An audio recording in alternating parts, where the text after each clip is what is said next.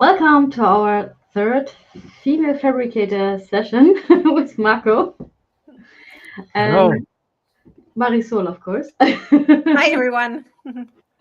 So today I will do the introduction. So yes, welcome. We are the organizers. So Marisol, Samundra, and myself. If you have questions or want to also host a female fabricator session, let us know.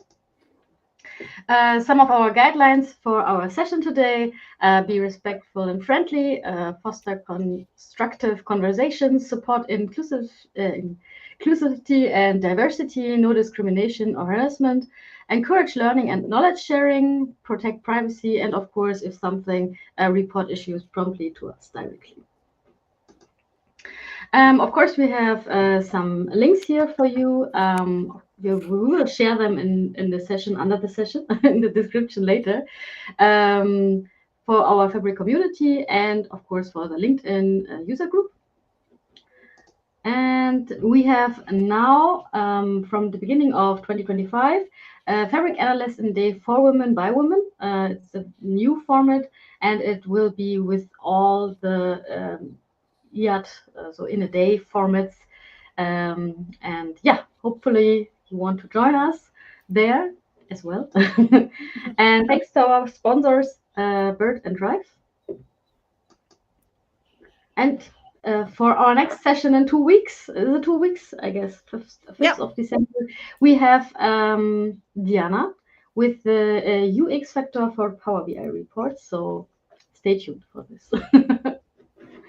Okay, then the stage is here, Marco. Yep. We will mute ourselves, and if something, let us know. Yes.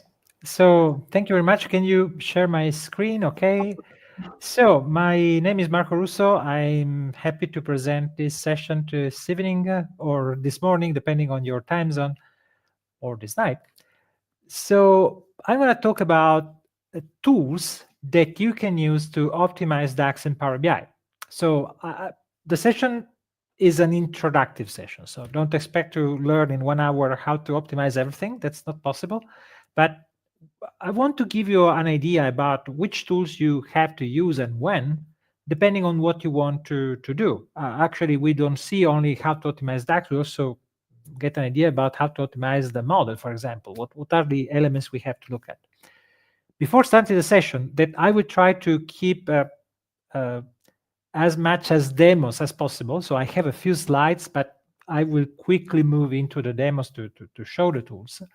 Before starting that part, I just want to present myself. I work at SQL BI, where we produce content about the DAX and data modeling, and we provide consulting and especially training, producing books and courses that you can find on our website. So that's just to explain what I do for a living. And so the session is about tools, but actually before starting to look at the tools, let's just try to understand why DAX is important and when is important for the optimization of a report of a model. And the idea is that when we have DAX, what does it mean? So we write DAX in measures, but actually when you run a report in Power BI generates DAX queries, and the queries internally consume the measure that you define the model. Now, the way we work usually is that, okay, we will analyze a report because, for example, we might have a report that is slow. And so when we detect a slow report, usually we detect a problem at query time when we execute the report. And in order to do the optimization, we usually want to figure out the biggest bottleneck in our report. And that's the reason why I want to use tools, because these tools helps me understanding how to figure out where the problem is. Before solving the problem, actually, we have to understand where the problem is, because we might have multiple problems in multiple places. And so that's what we're going to do. And this is the list of the steps that we can do, and we will see each of these steps. But DAX is not only present when we execute the report. If we look at the optimization matrix, there are two elements that can affect the performance at report time. And these are these two areas here are the data model and DAX. So query response means what we have. The query response is the time to return the result of a visual, for example. You click on a button, you click on a slicer, and you see the data updated. That is query response. Okay, the time to react to a request of the user. And DAX is only one part. The other part is the data model. And the data model is responsible also for other things, which is the processing time and the memory. Two important metrics that can affect all the users of your report, because, for example, if the processing time is too long, it could time out. There could be a timeout of 1-2 hours in your Power BI tenant, for example, or you might have a problem because the query consumes too much memory because there is too much data, and the capacity of your tenant is not large enough. So when you have these kind of problems, what you want to analyze is first the data model. So if we have too much data in our model, we might want to optimize something, removing columns that are not used, increase the compression if the column is not compressed much, or something like that. So these are the two elements that we have to combine, the data model and DAX.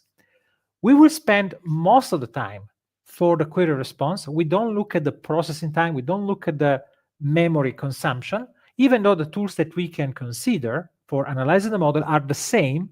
We will just look at those tools for a query response, but with the same tools, we can do analysis for the size of the memory of the model and the processing time.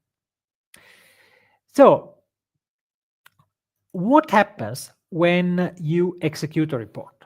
Well, when you execute a report, for example, you execute a report that could be, let me just use the letter here. Not this one. I wanted to use, oops, sorry. I'm not so good at changing this. Oh, okay, the laser point, this one. Here we go. So this is the initial query that is sent to the, let's say, engine. What does it mean?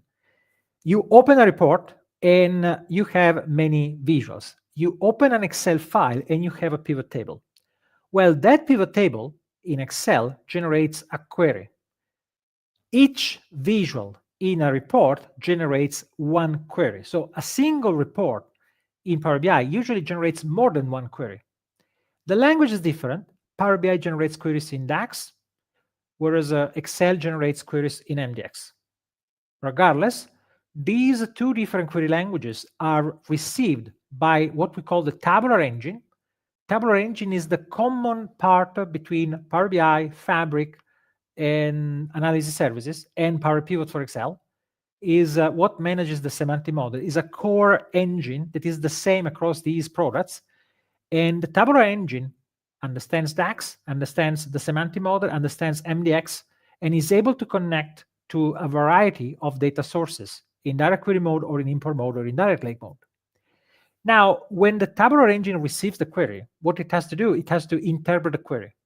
And the first layer of the tabular engine that interprets this language, the language is the formula engine. The formula engine understands DAX, understands MDX, and translates the query into a list of actions that have to be executed.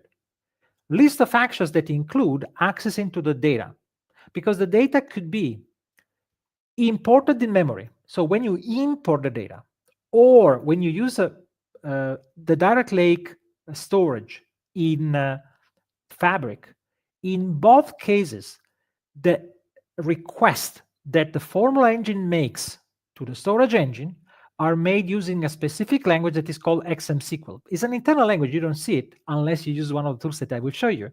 And this language requests to the storage engine, give me the value of this column, give me the value of this table.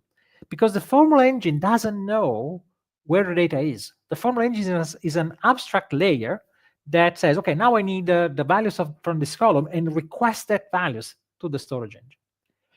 If you use import mode, if you use direct query over a relational database, or you use a composite model where you connect a semantic model to another semantic model. The former name for the composite model was Direct Query for Analysis Services and Power BI Dataset. Now it's called composite model because it's easier. But in both cases, what you have at that point is that the formula engine sends a query to another engine. It could be SQL Server, MySQL, Oracle, or another analysis services or Power BI dataset. And this query can be in SQL or in DAX, depending on the other storage. So this is the architecture we have. And as you can understand, there are many, many, many possibilities here. In this session, I will only cover Vertipack. I will only cover the engine, the more important engine, which is the engine we use for import and direct lake. It's the same engine, even though direct lake is the same thing. What happens when you use direct lake? The data is imported in memory on demand and is, let's say, translated on the fly into the Vertipack format. So at the end of the day, it's the same thing. There are differences in performances for a few details, but we don't care. So from the point of view of our analysis, it doesn't change anything. Now, for this reason, we don't have time to look into direct query composite models, but Vertipack is something that we want to take a look because it explains how a few tools that I will show you in a moment work. And when you import data or when you use a direct lake, the data is usually stored in a compressed way. What does it mean? When you have a CSV file, an Excel file, a table in a relational database, in a traditional relational database, you have data that is stored row by row. What does it mean? From a physical point of view, all the columns of the first customer are stored next to each other. Imagine you have a text file or a CSV file. All the values are there, one after the other. And when this file or when this table is stored in the physical storage, it is stored row by row. But when we import this file, when we store this file, when we store this table in direct lake, when we import this table in memory in Vertipack, importing the data, what happens in both cases is the data is not stored row by row, but is stored column by column. And stored column by column means that if I have to, for example, sum the values I have for this column, balance due. So imagine you want to sum these values. If you try to do this operation on a table, they stored row by row, in order to read the value for all these rows, you end up having to read the entire file. But if you store the value of each column in a separate file, the amount of data that you actually have to manage is limited to what you have in a single column, in a single file. So you don't have to actually, not you, but the engine doesn't have to read in memory to process other data other than this one. So in one case, I need this column only, but what I need to do, the engine has to read the entire table in any case. So the cost for aggregating a column corresponds to the cost for reading the entire table, for scanning the entire table. Whereas when you have a column-oriented database, a column storage format like Vertipack, you have data stored column by column. Now, it's not only this. The data is also compressed column by column. What does it mean? It means that when you look at the values of a column, there are two algorithms of compression that are used in both Vertipack and direct lake, which are pretty much similar. And what happens is that if the same value is repeated across multiple rows, instead of storing the same value multiple times, the physical storage does what? Two things. First, because probably you have only a limited number of unique values, there is a dictionary, a list of the unique values that can be used to store each value, not as a string, Q1, Q2, or imagine the city name, but as a number. And this number is an integer number that starts from 0, which means that if your dictionary has only 4 unique values, like in this case, the 4 quarters, the number of bits required to store this information is only 2. If you need to represent numbers between 0 and 3, you need only 2 bits. 1 byte is 8 bits.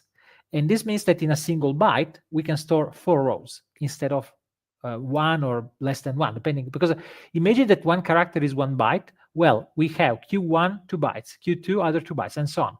But we're saying that using 2 bits for each value, we can store in a single byte 4 rows. So for different values. So, and so 4 rows. So this encoding, dictionary encoding or hash encoding, is a way to translate a value into a smaller number that represents the same value in a dictionary. Second, if the same value is repeated across multiple contiguous rows, instead of storing the same value multiple times, like in this case, you see that here we have 0, 0, 0, 0. And instead of storing this, we can store 0 repeated 4 times. Let me see if I can highlight this with an, oops, sorry. I think this way. So if I see this one, 0, 4, this 0, 4 corresponds to this 0, 4, 4 times 0. This 110 here corresponds to 1 repeated 10 times, and so on. So what we have is a smaller, let's say, area of memory used to represent contiguous data. Now, I don't have time to go deep in this, because if you see what happens, so in this case, we have Q1, Q2, Q3, Q4. So this is an optimal, right, compression, because the entire table is sorted by quarter. But clearly, we will never be able to have all the columns sorted in an optimal order, because you have to sort the entire table. And so the algorithm that is used when you use Vertipack to import the data automatically finds the best sort order. When you use Direct Lake and Parquet files, what happens is that the finding the optimal sort order is in charge of who writes the data on Parquet. So if you don't write data in a good way, you will get the worst performances.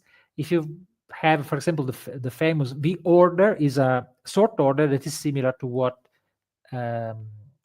Vertipack does by default automatically. So what is automatic in Vertipack is something that you have to manage manually if you use Direct Lake. So it requires more effort to obtain the same result, if not something that is not optimal enough. Now, why did I show you this information? Let's go to Power BI and let's start looking at the tools that I want to introduce. So I have here a model. And before looking at this model, let me show you what we have here. So the model that I loaded is this file. And you see that this file is around 50 megabytes in a PBX file. Okay, I start with a PBX file, so it's easy to understand what we're doing. So why do we have 50 megabytes in this file? Well, if you take a look at the sales table, you see that the sales table has 2 million rows. Okay, we have 2 million rows in this table. We have multiple columns and 2 million rows. Now you might say, well, 50 megabytes, 2 million rows is a lot, is not a lot. Well, it depends, right? It could be useful to understand where we are spending so much memory. And the first tool I want to introduce you is Bravo for Power BI. Bravo for Power BI is a free open source tool that is just easy to use. You see that with a single click, I open this tool connected to Power BI Desktop, but it can be connected also to Power BI Service, retrieves information, statistical information from my PBX file and quickly show how the data is distributed. So this is a visualization of the more expensive columns I have in the model. And you see that the 5 more expensive columns are order number, customer key, net price, delivery date, order date. Not all the columns are the same. There are columns that are more expensive. If a column has more unique values, it will be more expensive. And guess what? The order number is a column that has many unique values in the column, and it is just this column is 20% of the entire model, like 10 megabytes out of 50 megabytes is just for this one, which is a lot, right? We have actually 12 megabytes here, 12 megabytes. By the way, you see that the memory here is 61 megabytes, not 50. Why? Because the PBX file usually is smaller than the RAM used when you load the model in memory. Because the PBX also compresses the dictionary, which once loaded in memory is uncompressed. That's the explanation why we have different number. More or less, you can say, well, if the PBX file is 50 megabytes, more or less, I will need at least 50 megabytes, right? Usually something more, not something less. What can we do with this? Well, we can decide whether we should just get rid of some columns, for example. If we decided, or some tables, right? Because if you have multiple tables, in this case, we have multiple tables because we see all the big columns are here. But if I open smaller columns, you see that we have actually all the columns of all the tables described here. And you can display this grouped by table, by column, and so on. Remember, what we have here is the simplest possible visualization. This tool is designed to be easy to use for any user. And that's the reason why we will see other tools that have the same feature. The feature that I'm showing is called Vertipack Analyzer, which is a library open source that can be used by multiple tools. In Bravo, we decided to show the result of this analysis in a simple way, without too many details, but just to give a very quick look at. Now, Bravo is a tool that has many other features. You see that we have also a feature to format the DAX code of your model, to create a date table, to create the time intelligence calculations for your measures applied to the date table that you choose. And we also have a feature to export to CSV and Excel files the content of tables that you have in Power BI. Yes, export to Excel. But I just want to talk about this analysis, the optimization. So the feature for the optimization is the first one. This is a feature to analyze the model. And what I want to highlight is this button here, VPAX. Because Bravo is a tool that is easy to download and execute. You can install it and execute it from a Power BI desktop. So if you want to get this icon here, you need to do the setup and you need administrative rights to do the setup. But you can also download a version of Bravo that you can just copy in a folder and you can run, and you will connect Bravo to Power BI desktop. So it will be an additional click that you have to do to choose to which Power BI file you want to connect, but it doesn't require administrative rights to be installed, which means that almost any user can open Bravo and see this information. And what I can do, I can export in a small VPAX file the same statistical information that I was looking at in my window. For example, let's go here, see demo optimizing here, and I store this demo. Okay, I call this demo VPAX, so that I already have the file, but this way I used another name. What did I do? So let me check what we have in this folder. Now we have this file, and you see that this file is only 44 kilobytes. So I started from 49 megabytes, but now I have 44 kilobytes. Because this file doesn't have any data of my model. This file has only the list of the tables, the list of the columns, and the sides of each table and column, so that I can show the same information with a viewer of this VPAX format. What can I use to see that? Well, you see that if I double click this demo VPAX file, what happens is that DAX Studio, which is a tool that I already installed in my machine, opens and show the same information. I will show you DAX Studio later, but DAX Studio is clearly a more complex tool. Is a more advanced tool that requires some expertise, because there are many buttons, many features, many things. Okay, but at the end of the day, we have the same information, right? The same information displayed in a different way, with more numbers, with more details, because this is for a pro. And why did I show you both? Well, because imagine you have an end user. So if you work as a consultant, or also when you work in a company, you might have users that are somewhere else, and you might not have access to the production data. So you might have created a model, a report, or you just want to help someone, but you don't have access to their servers. So if they send you by email this VPAX file that doesn't contain any data, and you can make sure that it doesn't contain any data, how? I show you. So if I rename this file, so I created a copy of this file. Let's see if I see this. Copy and paste. Okay. So if I rename this to zip, so a VPAX file is just a zip file. And if I open this file, or better, if I extract this to a folder, you see that now I have a folder here, demo copy, which has exactly the content of this file. And these are JSON file, bin file that you can open, for example, with the Visual Studio Code. So if I open Visual Studio Code or any editor, right? You can use any editor here. Let's see if I can, oops. Okay, let's see if I can use this one. There's another file here that I have to move. Okay, so let's see if I just move it into another window so I can open the folder and show you all the files in a meaningful way. So this is exactly the same content that we can see here. As we can inspect the file to make sure that we are not exporting any customer information, any sensitive data, anything. Usually this is only the schema with statistics about the model, and the list of the measures, and the list of the DAX expression you might have in the model. This is important for something that I will show you later, but this is also the reason why we have another tool that we can use. So let's say DAX Studio is a tool that I show you, double click and you open DAX Studio, but another tool that we can use is called Vertipack Analyzer. I show you on which page we have Vertipack Analyzer. Give me 1 second. So this is Vertipack Analyzer.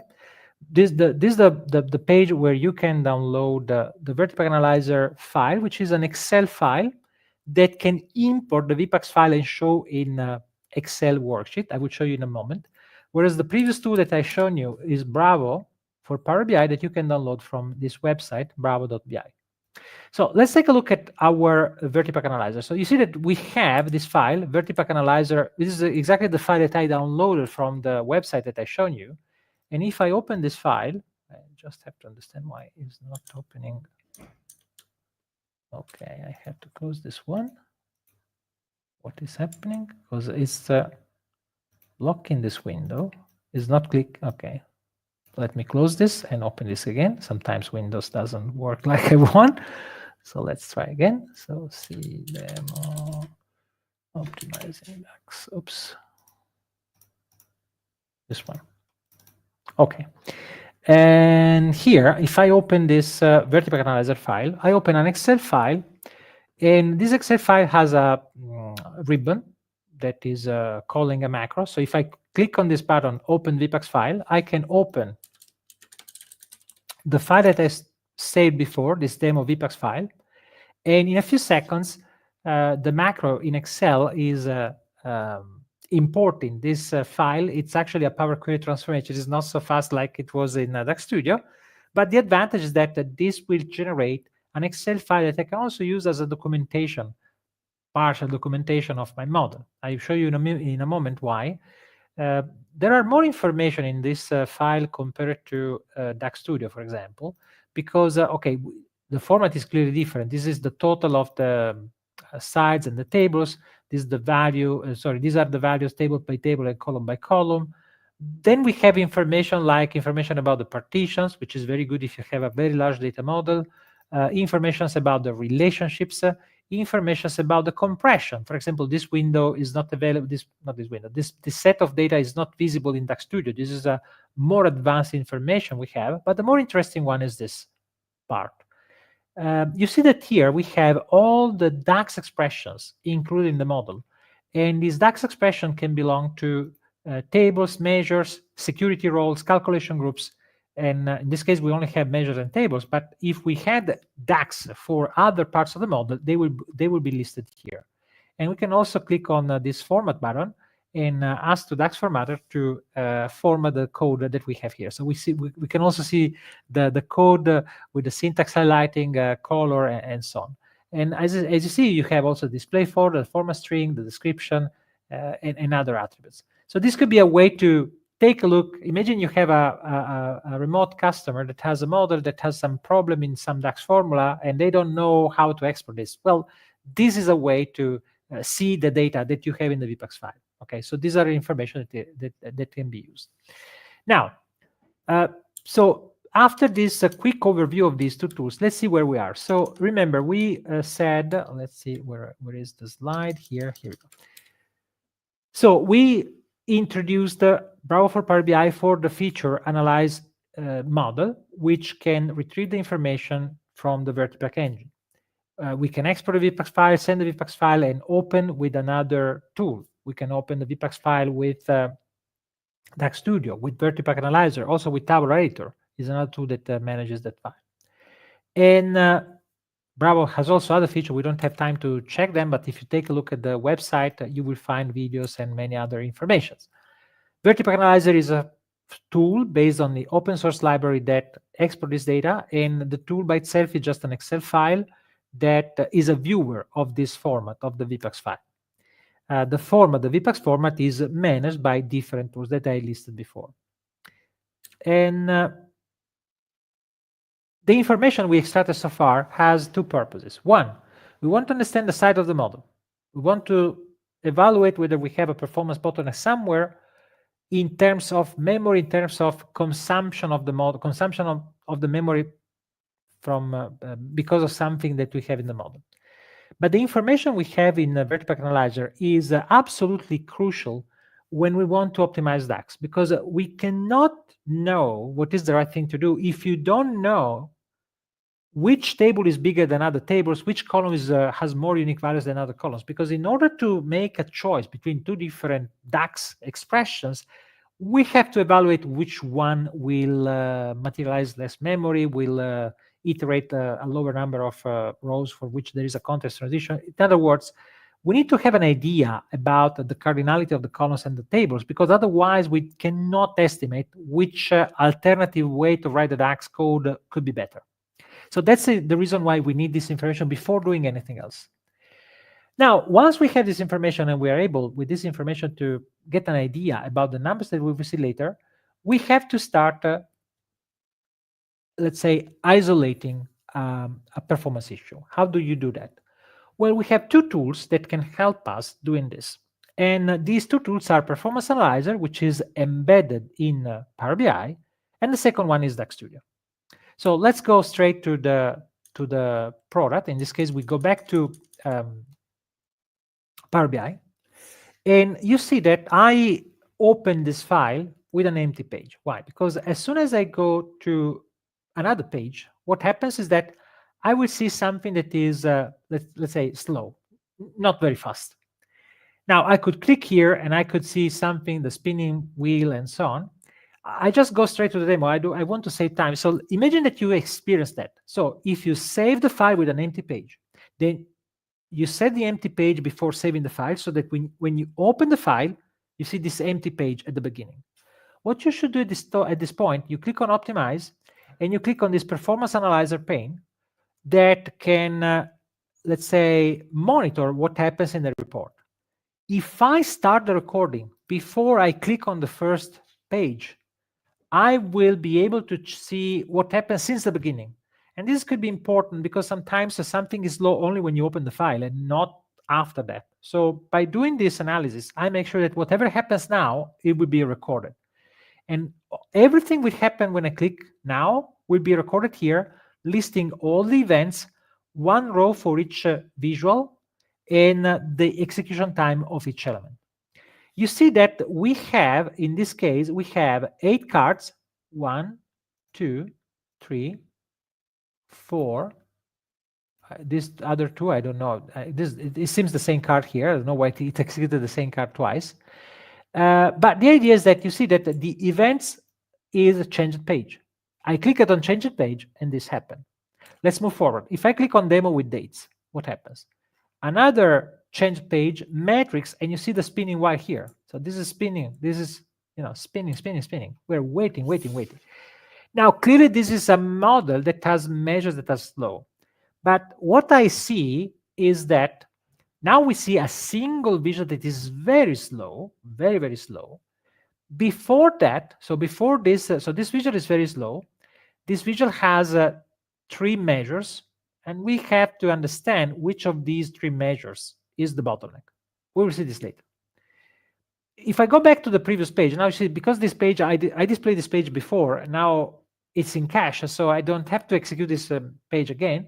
But you can see that we waited for 7 seconds, 3 seconds before looking at the result. Now you see that for every visual, we have several numbers here. The sum of these 3 numbers more or less correspond to this number. So the total amount of time in milliseconds spent for each visual is the sum of these three values. What are these three values? DAX query, visual display, other. Whenever there is a visual, the visual sends a request to the formula engine and then to the storage engine. This is the DAX query. The result of the DAX query is then used to display the content of the visual. And this is the visual display.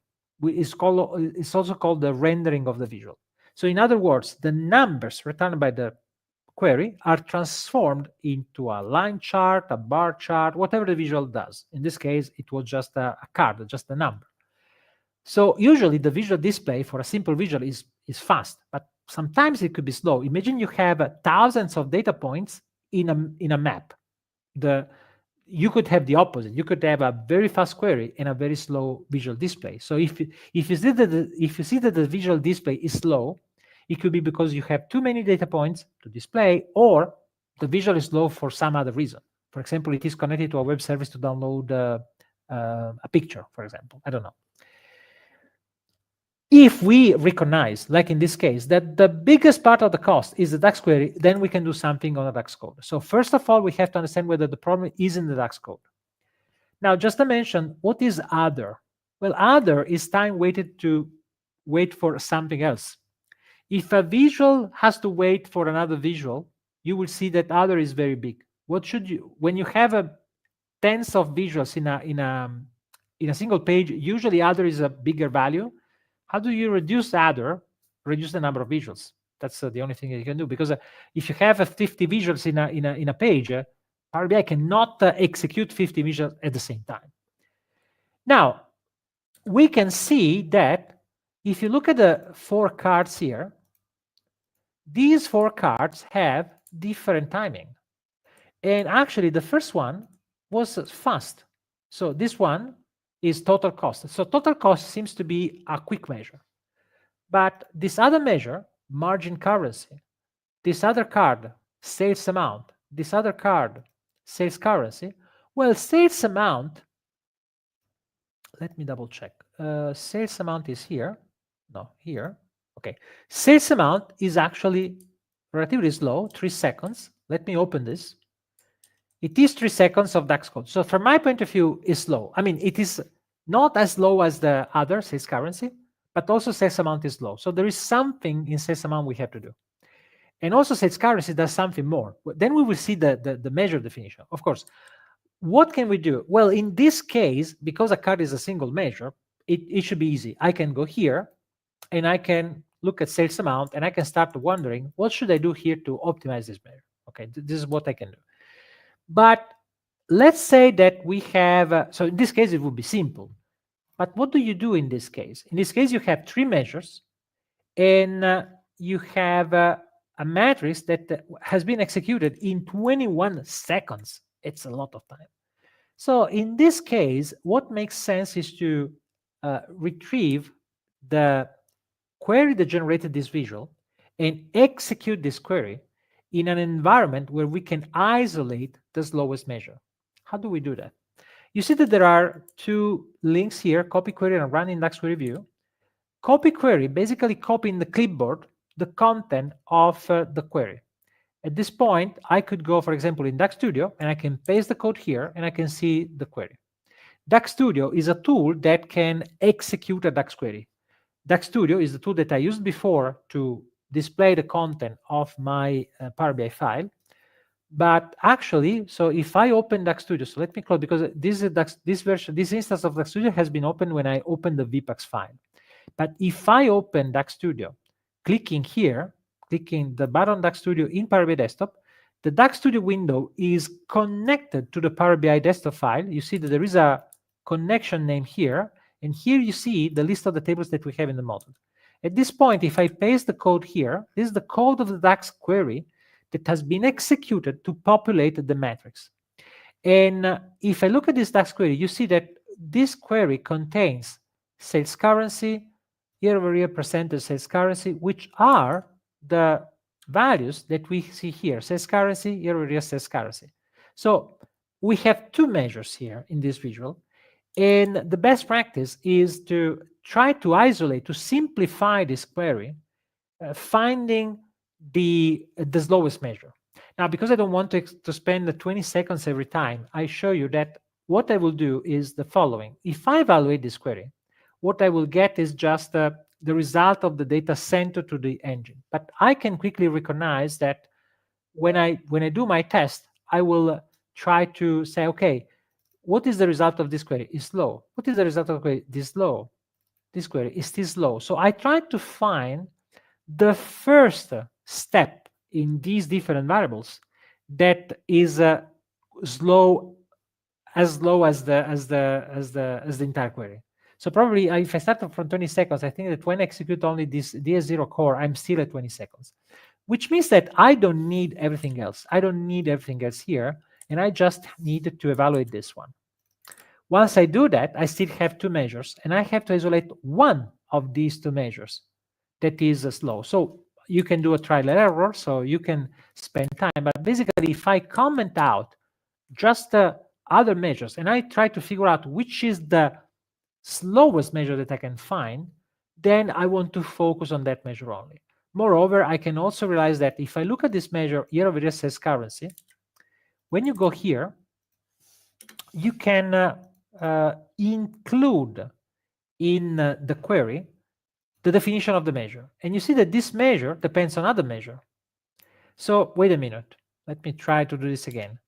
If I define dependent measures, in a single click, I can see in this query the measures with all the depending measures defined together. So for example, here, let's see if I made a mistake here because there is a variable. Okay, sorry. There was a symbol that should not have been there. So you see that starting from this measure generated all the measures that are needed to compute the final calculation. So in other words, by starting from this year-over-year percent of sales currency, I see that these are the measures involved. And if I look at these measures, I realize that, oh, wait a minute, but inside this year-over-year percentage, I'm using sales currency. So what would make sense is let's try to execute only sales currency. If sales currency is low enough, okay, like in this case, I can just look at the measure sales currency here, which is, I think, here, sales currency here, define dependent measures, and you see that now I have sales currency that depends on sales amount, and that depends on also conversion rate. So all the measures that are included, also raw amount and other things, but all the measures that are included in this evaluation are copied here, okay? Now, what I can do? Well, you see that we have these two tabs, query plan and server timings, that we can enable to display what happens during the execution of the query. Now, I wanted to show, because now I have to wait a few seconds, but because I isolated the query and I executed this in a separate environment, you see that instead of 20 seconds, now I only spent 4 seconds. And what happened in these 4 seconds is described in these two tabs, server timings and query plan. Now, the query plan is something that we rarely use, because if we take a look at the length of this query plan, is like 3,000 and more rows. So it will be very, very long to spend time here. So usually what we do, we analyze the server timings first to determine whether we have a query that is low for the formula engine or the storage engine. And in this case, the storage engine seems to be the culprit. There is only one problem. My model is small. My model is very small. If you remember, it was 50 megabytes, right? 2 million rows. Any query on 2 million rows, it should be sub-second. It should be 10 milliseconds. Why on earth I'm using 3 seconds of storage engine? 3 seconds of storage engine, it should be billions of rows, not millions of rows. So that's the reason why, how can I say that this number is too slow? Because I know the size of the model. I know that if I have to, query 2 million rows, it should be fast. But what is happening here? You see that these numbers here are telling me how much memory is returned from the storage engine to the formula engine. And when the storage engine sends data to the formula engine, the data is uncompressed in memory. These are called data caches. And in other words, we see that there are like temporary tables during the execution that contain 1 million rows, 1.5 million rows for 100 megabytes, 82 megabytes, 95 megabytes. In other words, we have a lot of memory and a lot of rows that are materialized uncompressed in memory. And that's what is causing the slower execution, because the storage engine has to materialize this data and the formula engine has to consume this data uncompressed. That's the reason why this is happening. So before I go back to DAX Studio, let me just spend 1 minute on another feature we have in Power BI Desktop, which is this other link, Run in DAX Query View. What does it do? Well, Run in DAX Query View does simply two things. It goes here and it pastes here the same query. So in other words, if I get this query that I have now in DAX Studio and I paste this query here and I execute the query, when you click Run in DAX Query View, you obtain the same. But at this point, this query is something that we can use, well, not much, because we see the result, but we don't see all the metrics, all the execution metrics we have in DAX Studio. If your goal is to see the result of a query in terms of accuracy of the results, then DAX Query View could be helpful. But if you need to understand what is happening under the hood, what is happening in terms of execution, you need the features in DAX Studio, because only in DAX Studio you can see all these metrics that are telling you what is going on. Now, at this point, you say, okay, but how do you optimize that? Well, at this point, you can combine the knowledge of the query plan, what you see in the server timings, to figure out which part of the calculation is producing this problem. So I know that there is a materialization. So let's see. So sales currency is a calculate that iterates sales. Sales has 2 million rows. For 2 million times, we execute this variable, not a problem, table reference, but then we execute a measure and another measure. Wait a minute. We're executing 2 measures for 2 million rows. This is slow for sure, because it's a context transition executed so many times. So do we need it? Do we need to execute sales amount here? Well, if you look at the sales amount here, sales amount is doing another operation, which is an if statement here, and is executing another context transition here. So when I look at the code, I realize, wait a minute, this measure here, raw amount, is doing this. So if I replace this raw amount with calculate and the expression we have in the measure, I see that for each row in sales, I do an if to iterate sales again. But sales at this point should have only one row because there's a calculate.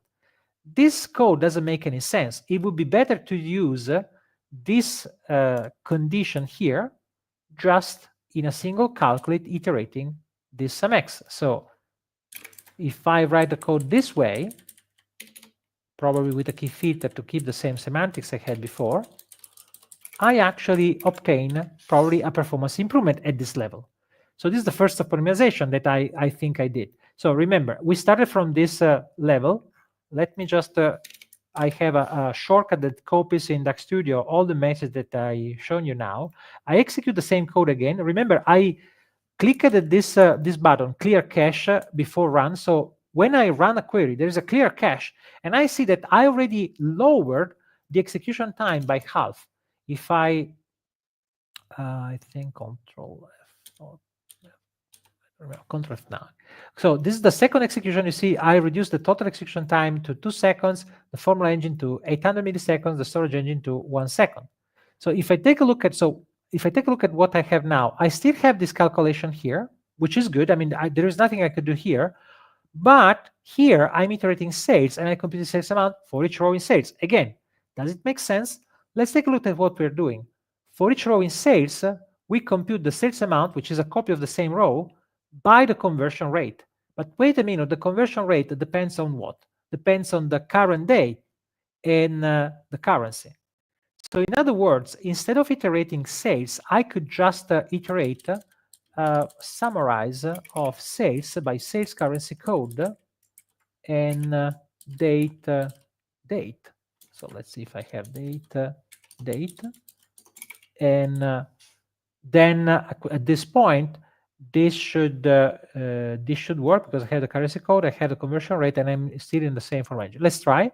So if I execute the code this way, I have something that I made a mistake. Summarize here is good. Calculate is good. Is good. Line 1, offset 1. What did I do? I made some mistake. Oh no, this is correct. Let me try again. Probably I was. If you select something, you execute only the selected part of the query. That's the reason why We stopped it at that point.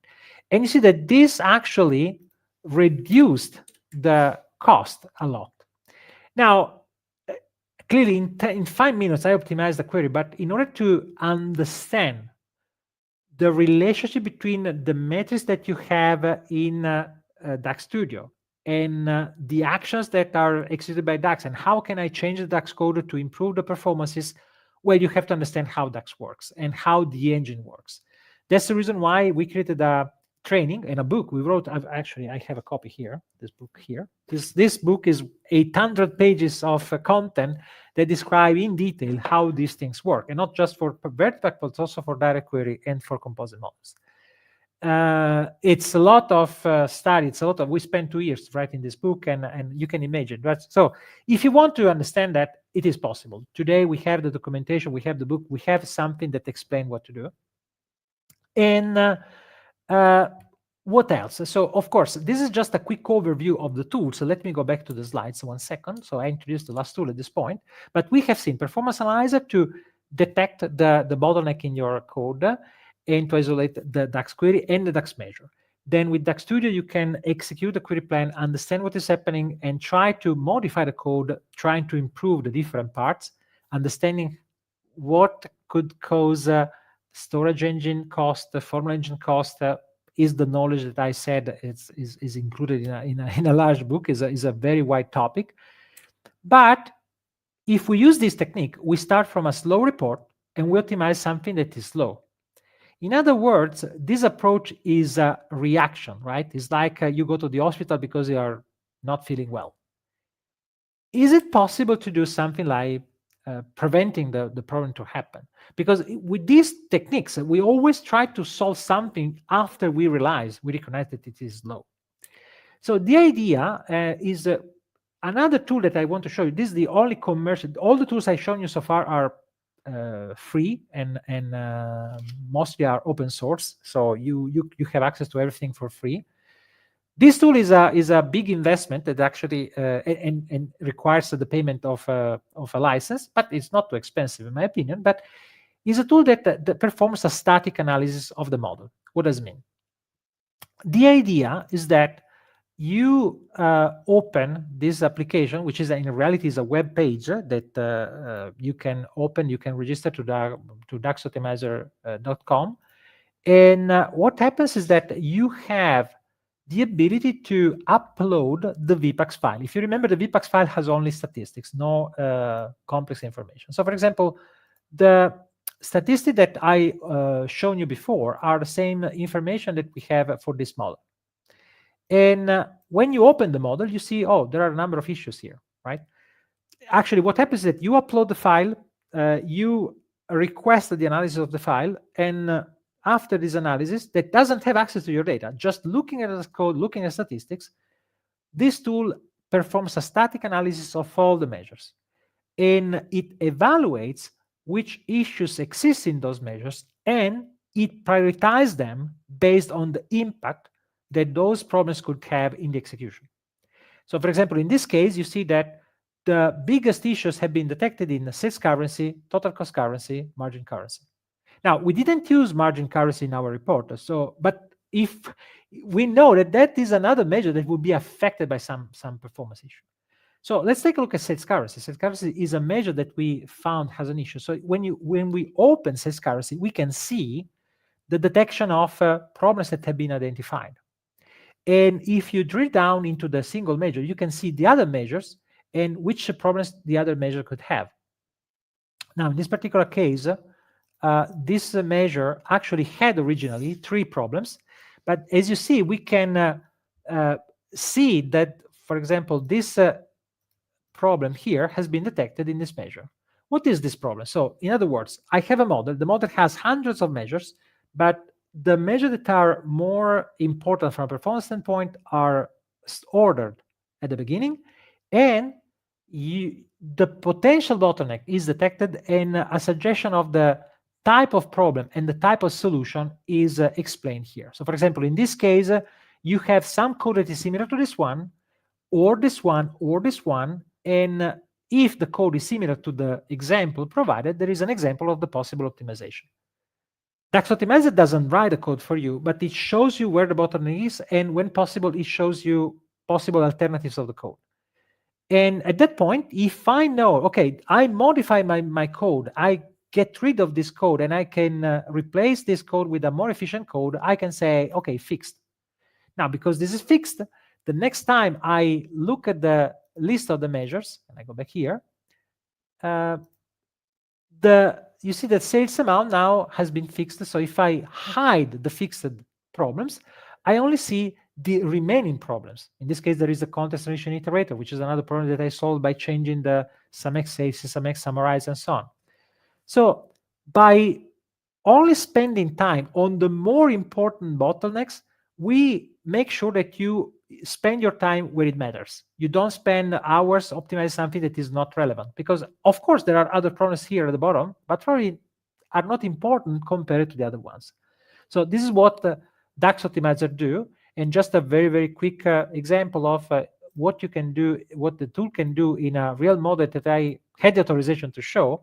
This is a model that is much bigger, 4 gigabytes, 600 measures, 100 tables. And when you look at the issues actually detect in 600 measures the slowest measure of the model that is 2 orders of magnitude more important than anything else. Actually, you have other visualization like this one where you see information about the cost of each measure. You also have additional metrics. If we go in the Excel view, we can see the estimated cost in CPU and RAM of each measure. So the tool is providing a lot of information. But even when we use it in a simplest possible way, once again, we can quickly figure out, oh, we have a problem here, we can go here, and we can detect, in this case, we don't have no problems because I'm navigating in a measure that doesn't have issues, but it's easy to, for example, this is the slowest problem we have, and it's easy to figure out, for example, that 98% of the cost of this measure is just this line of code.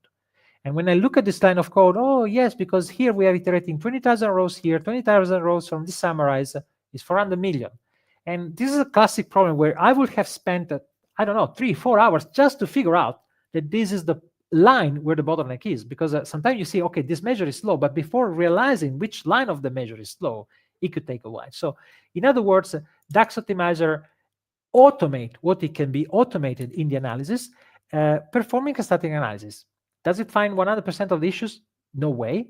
But you can save a lot of time for the more common issues. And so extract the VPAX file, move the VPAX file to the engine, and the engine analyzes the VPAX file for you without having to access the data. So the real data model is never accessed by this tool. And so the idea is to have a preventive tool, something that avoid to deploy something in production that could be slow. So this is just a quick overview, but now I want to answer your questions because, sorry, otherwise, so this way I made sure that we covered everything, but I want to see your questions. I also see that there is something. So I'm back. I can show you the questions. So can you see them on the screen? Yes. Yes. So is it okay to handle small transformations at Power Query? Absolutely yes. If you use Power Query in import mode, simple transformation row by row are fine. Usually Power Query could be slow when you perform aggregations, when you perform complex transformation that involves multiple rows. But if you create a transformation row by row, usually it is not that expensive. Okay, then next question, same person.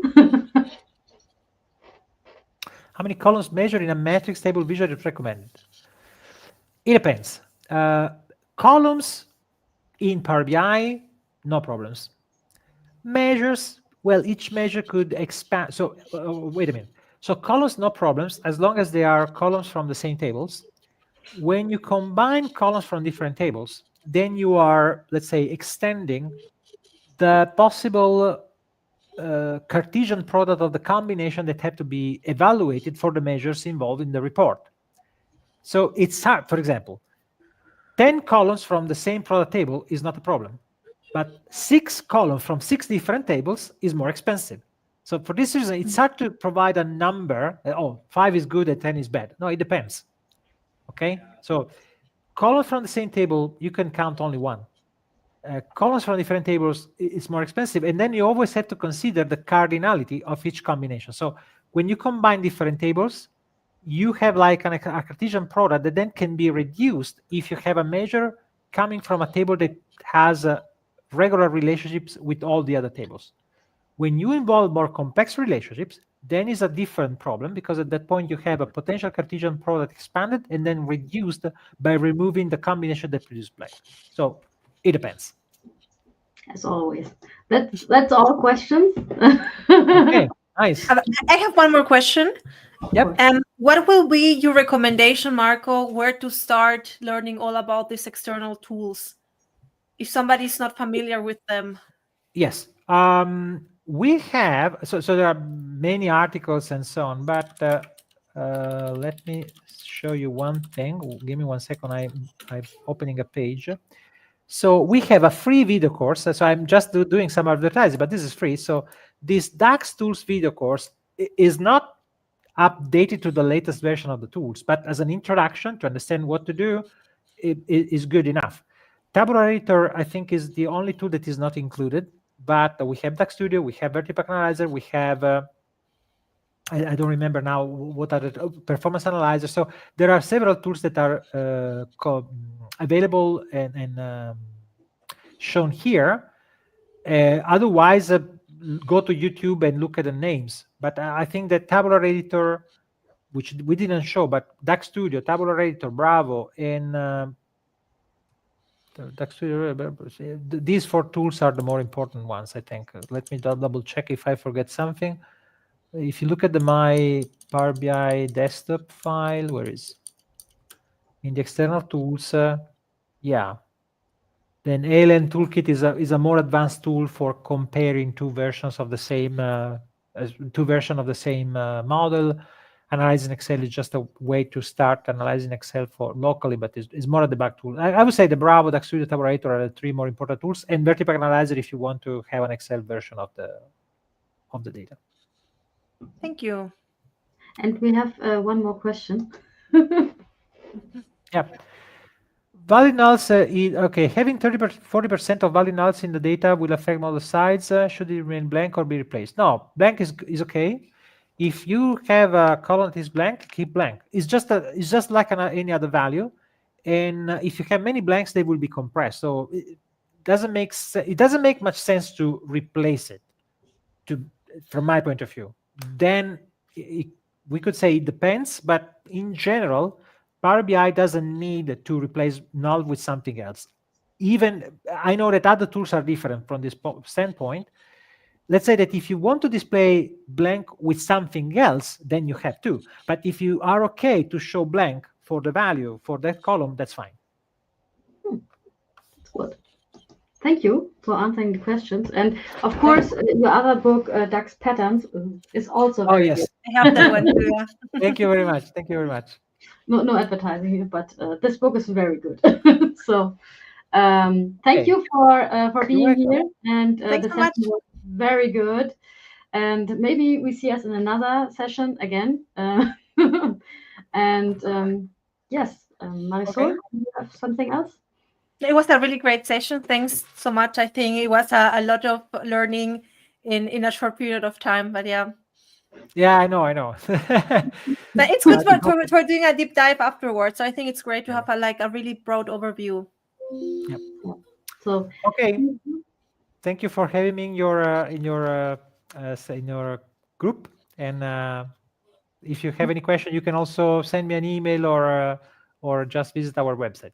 Okay. Thank you. Thanks. Thank you very much. Have a good night. Bye bye.